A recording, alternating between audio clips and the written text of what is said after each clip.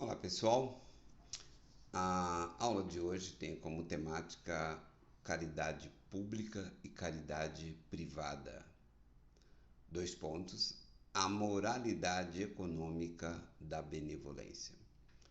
Essa aula tem como base a obra Ensaio sobre a Pobreza, de Alexis de Tocqueville, que foi publicada originalmente em 1833. Tocqueville, essa é uma obra dividida em dois capítulos, em duas partes, né? Seria parte 1 e parte 2. Lembrando que o mundo hoje já até se discute uma ideia de um auxílio universal, né? Que seria uma renda mínima universal para atender todo mundo, todos aqueles que, em tese, perecem com as dificuldades da vida, né? Então vamos entender um pouco como que isso surge, essa ideia, né, de socorrer através de um auxílio estatal. E ver entre as duas formas, né, da chamada caridade pública e a caridade privada, a que dá mais certo, aquela que funciona melhor. Então, lembrando aí que a rainha Elizabeth, filha do rei Henrique VIII, foi a que instituiu na Inglaterra, ainda no século XVI, virado para o XVII, não tem exatamente o ano que foi instituído, né? Mas é na virada do século XVI para o século XVII que foi instituída a modalidade de, digamos, bolsa, né? Você poderia chamar de Bolsa Família, Auxílio Brasil, aquilo que vocês preferirem. No caso, seria Auxílio Inglaterra. Esse evento ocorre porque o rei Henrique VIII, diante daquela história que todo mundo já conhece, né, que precisava romper com a Igreja Católica para as suas finalidades conjugais, porque ele queria casar com um amante, coisa parecida. Isso não sabemos se é lenda ou se é real, o que motivou, mas o importante é que o rei Henrique VIII rompe com a Igreja Católica, confisca as suas propriedades, confisca as suas instituições e transforma na Igreja Anglicana, da qual ele, né, era, portanto, um chefe efetivo. Espertinho esse tal de Henrique VIII. Bom, ao desagregar a Igreja Católica tradicional, então desagregou também toda uma estrutura de auxílio, digamos, de assistência social às pessoas desvalidas, às pessoas que estavam com aquilo que chamamos hoje de vulnerabilidade social. Então isso durou um determinado período e aquelas pessoas ficavam na iminência, né? Ficavam vulneráveis a todas as dificuldades da vida sem ter alguém que cuidasse delas. Porque quem cuidava era a Igreja Católica. Como a Igreja Católica foi destituída, portanto, elas ficaram, digamos assim, jogadas à sua própria sorte. Então, a partir daí, foi instituída essa modalidade de bolsa que perdurou ao longo da história, né? E o Tocqueville está tratando desse assunto, portanto, no início da década de 1830, já em 1833. E aí, então, digamos assim, por que se institui essa modalidade? Por que existe a caridade?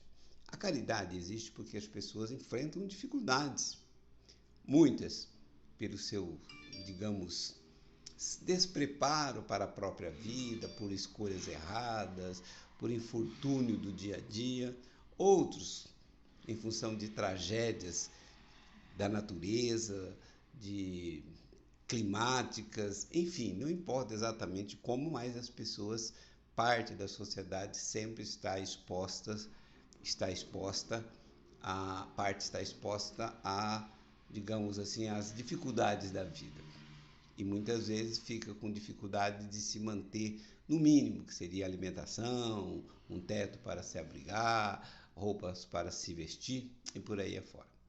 Bom, o Tocqueville fala que na Inglaterra, inclusive naquele momento, existia duas modalidades de... No mundo existia duas modalidades de caridade. A primeira, a caridade privada, e que é aquela que todos nós, em maior ou menor grau, praticamos até hoje, né? É impossível ter alguém, um negócio aqui não para de chegar chamadinha, e-mail, chegar mensagem. Mas enfim, pronto, parei. Então, diante dessas dificuldades, precisa se pensar em algo que dê conta. Então, a caridade privada é aquela exercida pelas pessoas voluntariamente. Essa que eu estava dizendo, que em certo momento da vida todos nós praticamos a caridade privada. E o Tocqueville descreve que nesta modalidade da caridade privada ela tem muitas vantagens. Primeiro, porque as pessoas contribuem com quem elas querem. Então, quando você vê alguém com dificuldade, eu, por exemplo, tenho esse hábito, não gosto de dar roupa em entidade, eu gosto de encaminhar exatamente para as pessoas que eu creio que mereça a minha ajuda, né? Então, quando você pratica a caridade privada, você faz isso com todo cuidado. E aí, cria, muitas vezes, um vínculo entre o caridoso e aquele que recebe a caridade. Esse é um ponto muito importante. Quando você está contribuindo para alguém, que você conhece um parente, um amigo, vizinho do amigo, né, que está com dificuldade, você fica de olho naquela pessoa. Né? Você não quer dar um dinheiro hoje, gastar com a coisa com ela hoje, e amanhã ter que dar de novo a mesma coisa. Não, então você fica de olho. Todos nós procuramos fazer nessas ocasiões, sempre dar um jeito de, às vezes a pessoa está desempregada, a família toda está desempregada, você procura dar um jeito de arrumar um emprego, né? Contribuir para que essa pessoa arrume uma ocupação laboral, de trabalho, para que ela possa, digamos, conviver, ela possa andar com suas próprias pernas, né? Esse é o ponto principal, para que as pessoas possam andar nas suas próprias pernas. Isso é tudo, né? Se tornar independente, gerar a sua própria manutenção e aí ter uma vida, inclusive, vamos dizer assim, de orgulho, né? Ao mesmo tempo que você ajuda uma pessoa voluntariamente, você cria uma certa, digamos, hierarquia entre você e ela. E se você ajudou ela, é porque provavelmente você soube administrar melhor a sua vida, ou você recebeu do seu pai, sei lá, de uma herança qualquer, a sua vida está mais organizada do que a dela. E a pessoa que recebe, cadê minha água? A pessoa que recebe tende a olhar para você como uma pessoa de sucesso. E se ela é uma pessoa, digamos, bem-nascida, que com princípios, ela tende a olhar para você, querer ser como você é. Então, o meu espelho deve ser aquela pessoa de sucesso. Em geral, todos nós fazemos isso na vida, desde a forma de abordar um determinado assunto, né? Nós temos a nossa originalidade nas aulas que ministramos, tudo, mas a nossa originalidade, ela tem também um parâmetro de algo que a gente já viu. Muitas vezes até para a gente não fazer igual. Todo mundo lembra, né, que ia para a aula e tinha aquele professor que começava a falar, os alunos dormiam. Aí você começa a entender assim, mas eu vou ser professor, será que eu vou fazer a mesma coisa? Então você procurar observar o que faz com que a aula desse professor não tenha motivação. Então você pensa em fazer uma aula diferente, não é isso? Exatamente, né? Bom, então o que recebe a caridade, ele cria um vínculo com o caridoso. Né? Então, digamos assim, olha, o cara é legal, o cara ajudou porque ele quis me ajudar. Desde que seja um presente bobo que você dá para um amigo, passa para alguma pessoa que está com uma certa dificuldade, você está melhor um pouquinho, você ajuda aquela pessoa. Então, cria aquele vínculo. Então, assim, a caridade privada, ela permite que quem está embaixo seja puxado para cima, e ao mesmo tempo realiza no caridoso aquela sensação de dever cumprido, de ter feito uma boa ação, não é? Quando você faz uma boa ação, a menos que seja um psicopata, uma pessoa declaradamente do mal, mas você se sente melhor, mesmo que seja um cachorrinho vira-lata que você encontra na rua, que você faz um agrado para ele, que ele bate o rabinho para você, que fica todo empolgado. Se for daquele, então, que deita para você e vira barriguinha, você se descuidar, você leva ele para casa, não é? Então, assim, cria uma empatia entre o caridoso e o que recebe a caridade. Então, esse é um ponto muitíssimo importante. Por isso que a caridade privada, ela é sempre superior. Agora vamos pensar o que é a caridade pública. A caridade pública é aquela realizada através do Estado. Bom, então, enquanto a primeira cria uma empatia entre as partes, a segunda cria uma antipatia entre as partes. Aí alguém vai dizer, não, mas tem exceções. Claro que tem exceções. Nós estamos falando exatamente daquilo que seria a regra.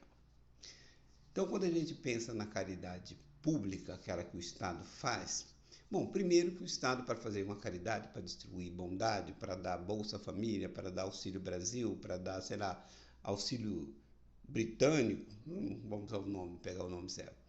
Ele primeiro tem que enfiar a mão no bolso de todos os contribuintes, retirar o dinheiro, né, colocar no tesouro, para depois ele poder usar, vamos até usar a expressão do Bastiat, Frederico Bastiat, o economista do século XIX, meados do século XIX, que dizia: o Estado não é e não pode ser maneta. O Estado tem duas mãos, uma mão que arrecada os impostos, que é a mão rugosa, e a mão macia, que afaga, que distribui as benesses, né? Então, quando essa mão rugosa está atuando para arrecadar os impostos, ela cria animosidade no chamado contribuinte, que não é contribuinte, né? Ele não está contribuindo, ele é obrigado, né? Ele é obrigado a pagar aquela parte que cabe ao Estado devido a uma legislação toda, né? Por mais que os ANCAPs fiquem insistindo, olha, imposto é roubo, eu também acho, mas daí? Não é por aí que a gente resolve o problema, né? Não dá para sair dessa. Infelizmente não dá, senão eu gostaria de não pagar nenhum imposto também. Então, quando o Estado está arrecadando os impostos, ele cria uma animosidade na população. E aí a pessoa pensa assim, pô, mas o Estado está arrecadando imposto de mim para sustentar um bando de parasita, né?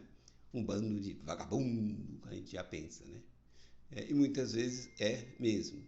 Não só as autoridades constituídas, os poderes constituídos, como no caso do Brasil, você pega a questão do Tribunal Eleitoral, que torra uma grana muito alta dos contribuintes brasileiros só para cuidar do processo eleitoral e geralmente não cuida bem.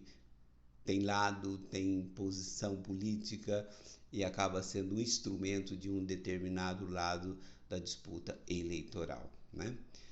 No que diz respeito à assistência social, com aqueles recursos que são gastos para prover alimentação, Auxílio Brasil ou qualquer outra coisa que você dá, está repassando um dinheiro para aquelas pessoas, está repassando exatamente o dinheiro que arrecadou do bom cidadão. O bom cidadão que cuidou bem da sua vida, produziu, adquiriu as coisas, pagou os impostos. Se ele for bem sucedido na vida profissional, ele pagou o imposto de renda, que o imposto de renda é, na verdade, uma vingança pelo sucesso. Você se deu bem, ganhou dinheiro, vai pagar imposto de renda, né?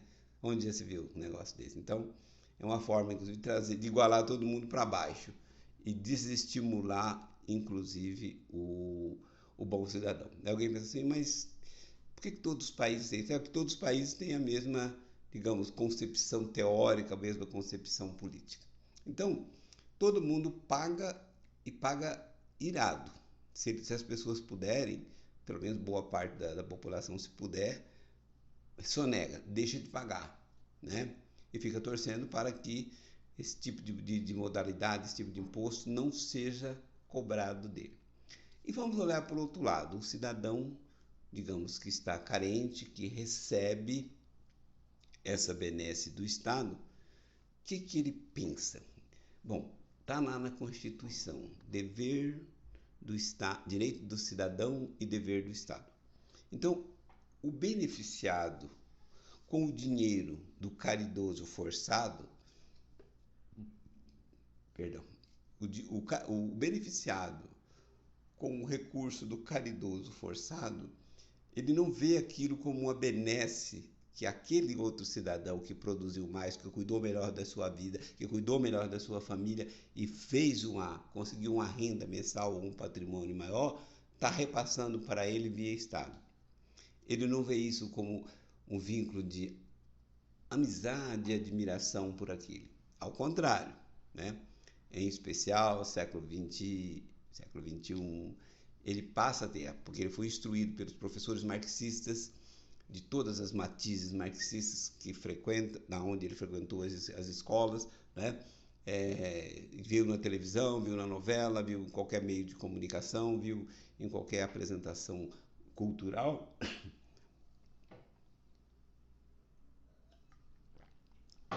Ele já tem uma forma de raciocinar marxista. Portanto, ele fica achando que o que o Estado está lhe repassando é pouco, deveria repassar mais.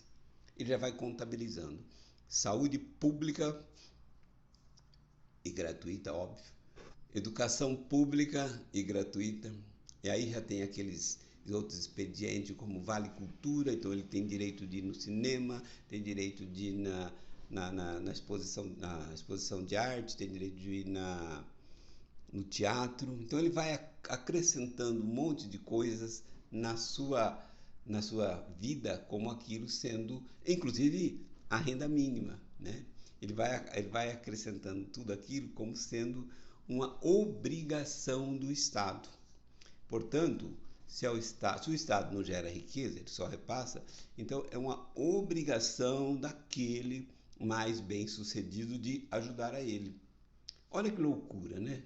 Então, o mal-sucedido, seja por uma intempérie, seja por um desastre natural, seja por escolha que a gente faz na vida, né? Um escolhe trabalhar mais tempo, outro trabalhar menos tempo, um tem menos filhos, outro tem mais filhos, um escolhe ter uma vida mais recatada, mais decente, o outro prefere a embriaguez, depois vem as doenças, digamos assim, que surgem a partir de uma vida desregrada. Ele dorme mal, ele come mal, come nas horas erradas, então a tendência é que ele vai ser um carro, vai ser digamos, uma maréia, né? Que vai dar um monte de problemas. E esses problemas ele vai curar esses problemas aonde? Vai curar esses problemas, ou pelo menos remediar esses problemas no posto de saúde, que atende mal, demora muito para atender, e mesmo que fosse bom, custa caro, não para ele, mas custa para o contribuinte, aquele bom cidadão que está pagando por ele. Então, tem pessoas que tudo depende do Estado. Ele depende desde a gestação, depois o parto no setor público, quando ele nasce, leite do setor público, pré-escola do setor público, escolinha do setor público, e até chegar à universidade. Aí ele entra lá, já quer fazer a graduação, já quer receber uma bolsa de iniciação científica, e vai lembrar que já existe bolsa de iniciação científica já no primeiro grau, né?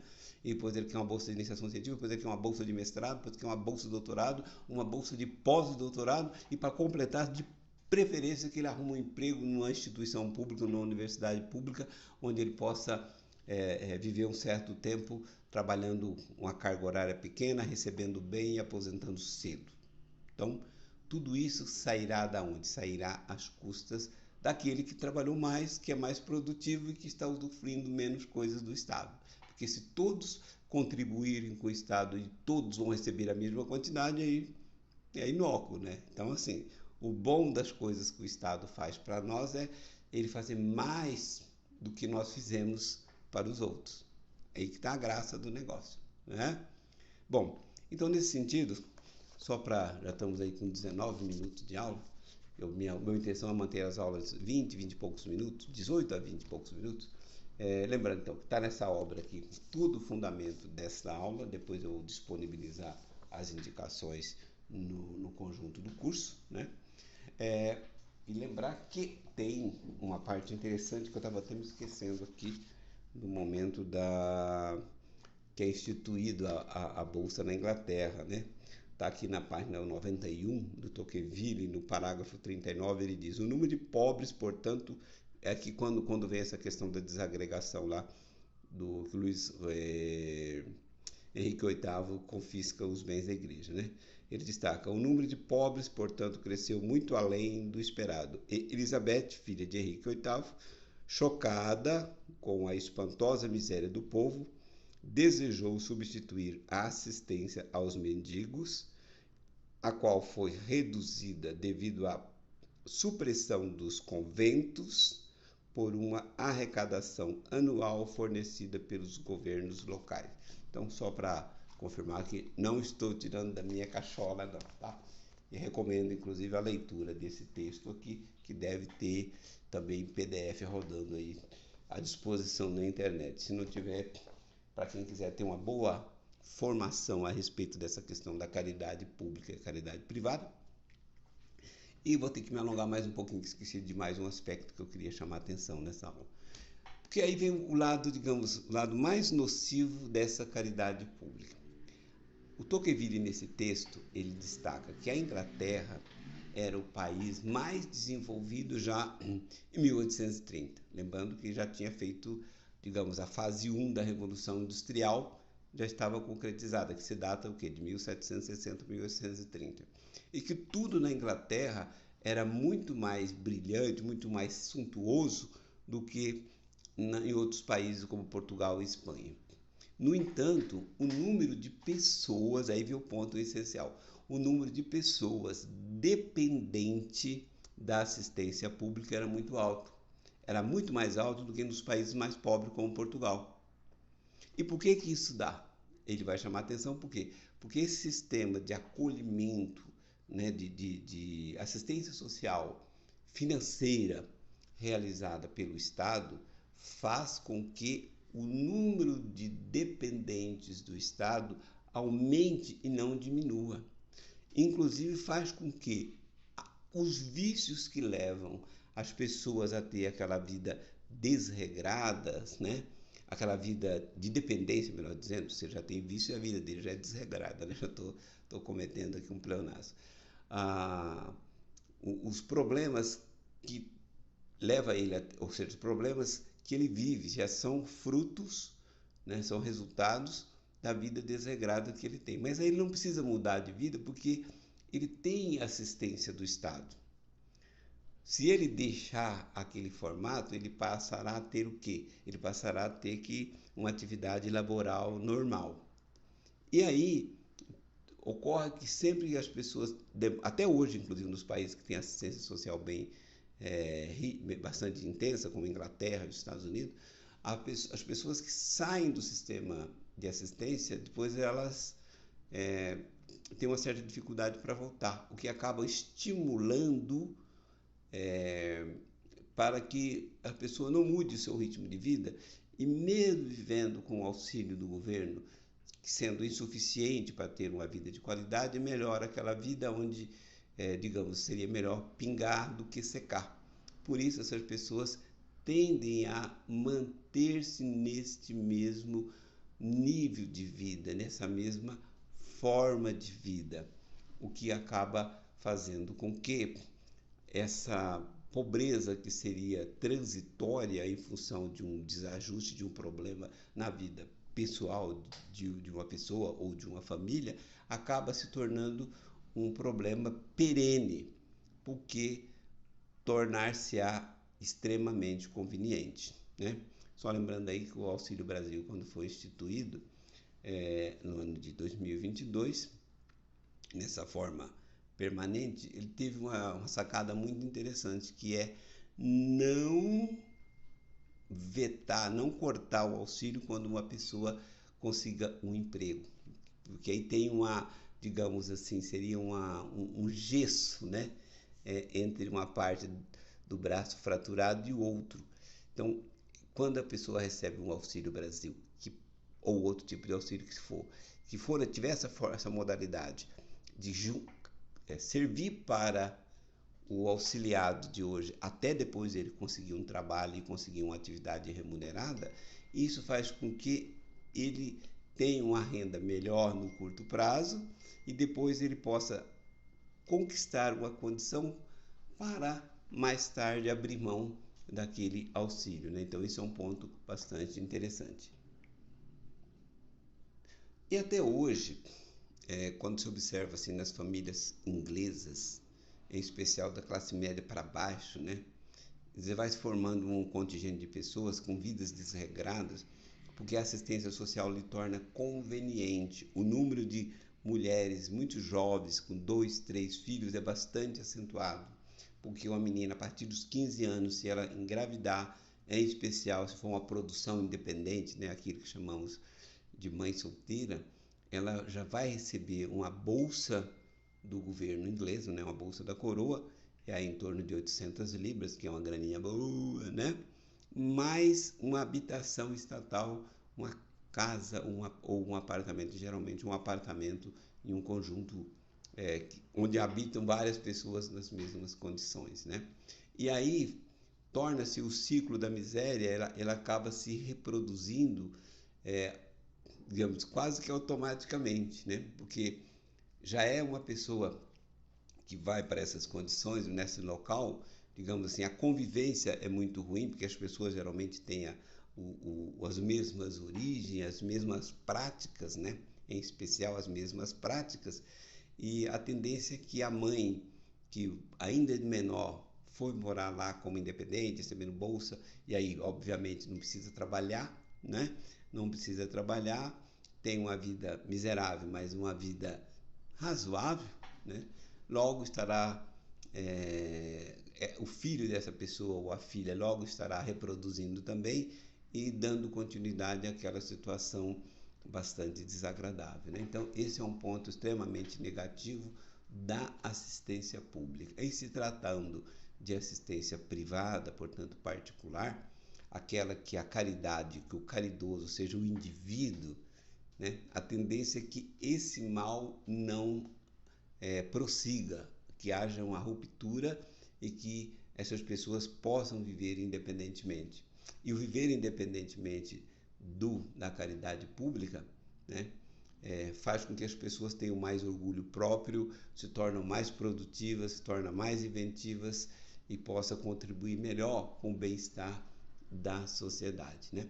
Aí só para frisar, para fechar a aula aqui, que vai dar quase 30 minutos, esse que recebe o benefício estatal, ele sempre acha que o benefício está pouco. Basta ver qualquer reclamação que você tem por aí.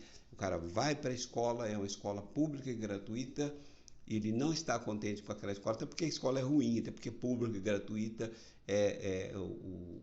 o corpo funcional, inclusive docentes e servidores técnico-administrativos, tem um certo desleixo pela coisa. O número de greves é muito acentuado, muita greve exatamente porque acham que estão recebendo pouco e que podem fazer greve também, que não serão demitidos, né? Então, assim, uma boa forma de degradar a sociedade é exatamente, e manter os degradados, digamos assim, naquela condição ou em condição bastante semelhante, é a assistência pública. No entanto, quando você tem uma conjuntura adversa, total, como foi no período da pandemia, aí também não tem outra alternativa a não ser essa ação à mão do Estado, criando esta assistência social pública, onde todos os contribuintes melhor sucedidos é obrigado a pagar e os mais desvalidos recebem para evitar um transtorno social um pouco maior, né? Então, tem mais questões, mas a partir dos questionamentos que forem feitos, posso fazer um vídeo à parte, inclusive só para dar continuidade a isso, ok? Fui longe demais, 28 minutos, já está batendo aqui, 29 minutos bateu agora. É isso, um grande abraço e até o próximo encontro.